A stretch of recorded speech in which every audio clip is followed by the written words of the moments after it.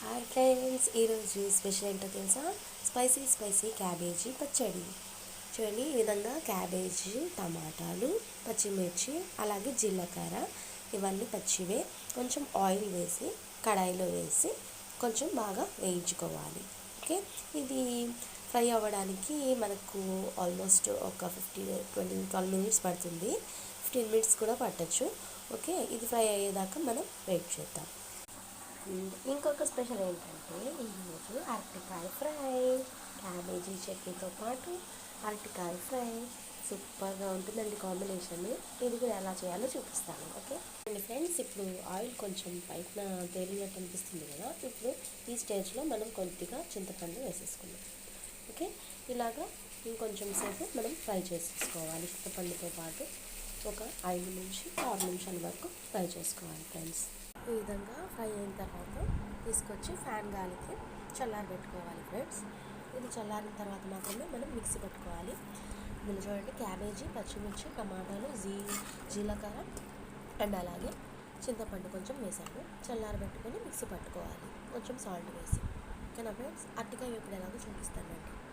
చూడండి ఫ్రెండ్స్, నేనైతే ఇక్కడ డైరెక్ట్గా కడాయిలో తీసుకున్నాను. అరటికాయ ముక్కలు ఇలా కోసి తీసుకున్నాను.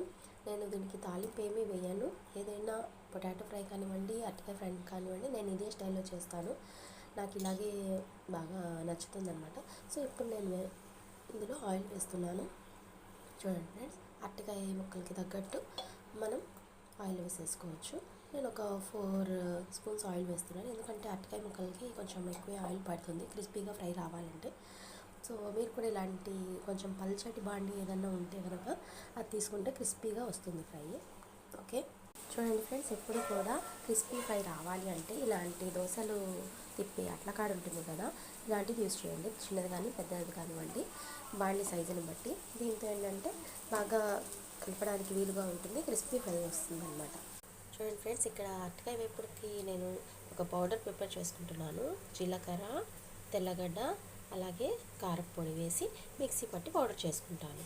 చూడండి ఫ్రెండ్స్, ఈ విధంగా కారపొడి నేను తయారు చేసేసుకున్నాను. ఇది అరటికాయ ఫ్రై అయిపోయిన తర్వాత చివరిలో వేసుకుంటే భలే టేస్ట్ ఉంటుంది ఫ్రెండ్స్.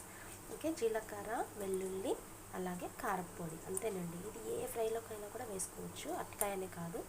పొటాటో ఫ్రై కానివ్వండి, కాకరకాయ ఫ్రై కానివ్వండి, ఎందులో అయినా వేసుకోవచ్చు. ఓకే, ఈ విధంగా క్యాబేజ్ చల్లారిన తర్వాత సాల్ట్ వేసుకొని మిక్సీ పట్టుకోవాలి. Tasty cabbage chutney ready. ఎంతో స్పైసీగా టేస్టీగా ఉందండి. నేనైతే టేస్ట్ చేసేసాను. మీరు కూడా తప్పకుండా ట్రై చేయండి. Okay, bye.